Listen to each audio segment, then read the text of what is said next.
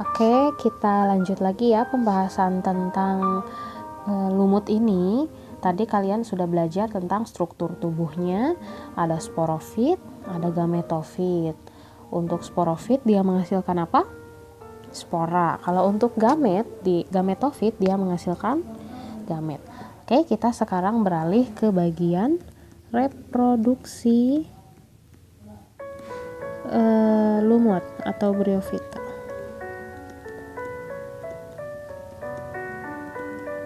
Oke, di sini ini Bunda sudah sertakan ilustrasi atau gambar mengenai reproduksi pada lumut atau briofita. Reproduksi ini kadang suka disebut juga dengan istilah metagenesis. Apa itu metagenesis? Yaitu dia adalah pergiliran keturunan. Kenapa disebut pergiliran keturunan? Ada yang tahu? Coba kalau dilihat di sini, apakah sporofit dan gametofit itu muncul secara bersamaan? Nah, ini kan dia individu dewasa ya, yang ini dia individu dewasa, kemudian spora berkecambah, lalu yang muncul pertama kali apa? Gametofitnya dulu ya, belum ada sporofitnya di sini. Nah, setelah gametofit menghasilkan gamet, dia baru pada akhirnya bisa memunculkan sporofit. Nah, jadi maksud pergiliran keturunan di sini adalah urutan tumbuh atau urutannya muncul fase gametofit dan sporofit seperti itu. Kita mulai saja ya gimana reproduksi pada lumut di sini.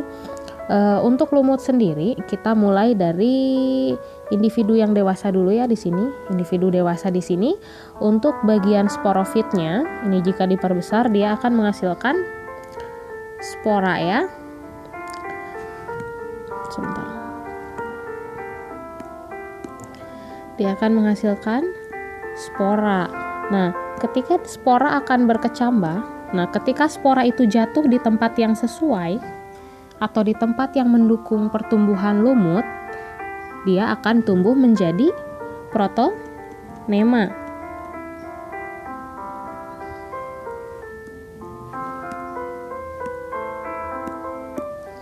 Akan tumbuh menjadi protonema. Apa itu protonema? Dia adalah gametofit muda. Nah, tempat seperti apa sih yang sesuai agar spora itu bisa tumbuh? Coba ingat-ingat lagi. Kalau lumut, dia biasanya dijumpai pada tempat yang seperti apa? Lembab berair ya. Nah, jadi ketika spora itu jatuh di tempat yang seperti itu, banyak airnya, lembab, kaya akan unsur hara, sporanya tumbuh menjadi protonema. Nah, setelah protonema ini, dia akhirnya tumbuh menjadi gametofit dewasa, ya. Nah, dari protonema di sini, dia akan tumbuh menjadi gametofit dewasa. Nah, gametofit dewasa ini, seperti yang Bunda sudah jelaskan sebelumnya, jika gametofit dia akan menghasilkan gamet. Namanya gamet itu ada gamet jantan dan gamet betina. Nah, organ yang menghasilkan kedua gamet itu berbeda. Kalau jantan itu adalah anteredium.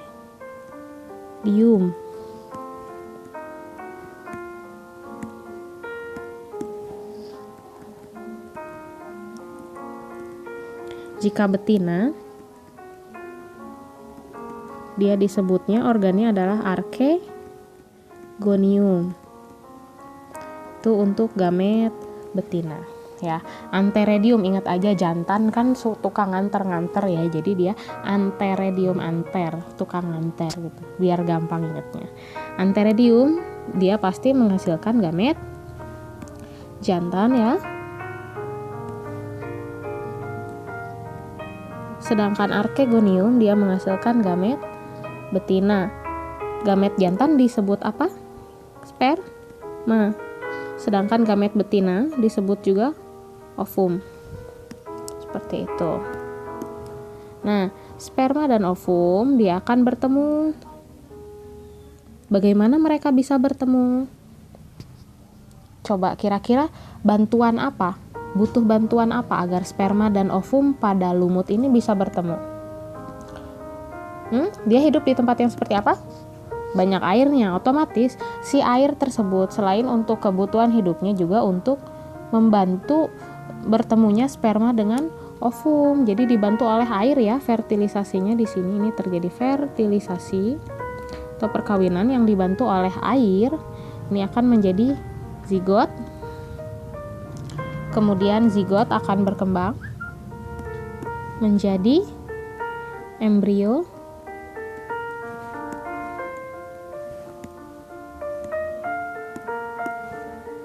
Akan berkembang menjadi embrio.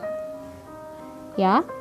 Kemudian dari embrio dia akan membentuk apa? Dari sini. Nah, ini gametofit. Setelah gametofit ini menghasilkan gamet, kemudian dia, nah ini ilustrasinya, si spermanya ini masuk ke dalam ovum, bertemu, dia akhirnya membuahi, kemudian barulah muncul si sporofit ini. Jadi antheridium dan archegoniumnya ini berada di ujung-ujung gametofit ini. Nanti jika ovumnya sudah dibuahi, dia akan muncul si bagian sporofitnya. Jadi ketika embrio itu berkembang, dia menjadi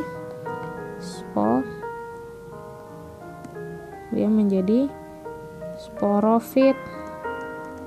Ya. Balik lagi ke sini, si sporofit itu namanya sporofit, dia akan menghasilkan spora. Nah, jadi siklusnya kurang lebih seperti itu, ya. Oke, ada yang mau ditanyakan sampai sini? Oke, kalau nggak ada, coba dari spora, protonema sampai ke gamet ini adalah fase apa? Gametofit atau sporofit? Ini di sebelah sini sampai sperma ini adalah fase gametofit.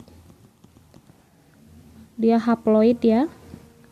Sedangkan dari zigot setelah bertemunya ovum, dari zigot sampai sporofit, dia adalah fase sporofit atau yang menghasilkan spora seperti itu.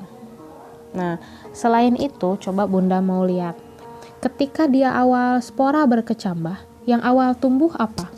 Gametofit atau sporofit? Dari spora berkecambah. Jadi, gametofit dulu ya, gametofit muda, terus gametofit dewasa.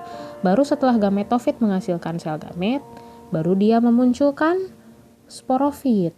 Berarti sekarang Bunda tanya, antara gametofit dan sporofit, mana yang lebih dominan? Dominan di sini maksudnya umurnya lebih lama, tubuhnya lebih terlihat jelas. Mana yang dominan? Fasenya. Fase dominannya apa? Gametofit atau sporofit? Tentunya kalau dilihat ini adalah gametofit yang paling dominan. Soalnya ketika spora berkecambah, gametofit langsung muncul. Dan ketika si sporofit ini muncul, nah ini ya bagian sporofit, gametofit kan tidak hilang, dia tetap ada. Berarti gametofit yang dominan.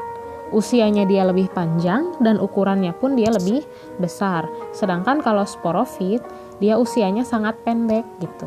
Ketika si sporofit ini sudah menghasilkan spora, dia akan hilang pada akhirnya. Hanya menyisakan si gametofit ini. Begitu. Jadi fase dominannya adalah gametofit. Sedangkan sporofitnya dia sangat bergantung pada gametofit. Gitu. Maksudnya bergantung, dia tumbuh di atas gametofit, tidak hidup sendiri gitu ya. Jadi nutrisinya segala macamnya ini ditunjang oleh gametofit.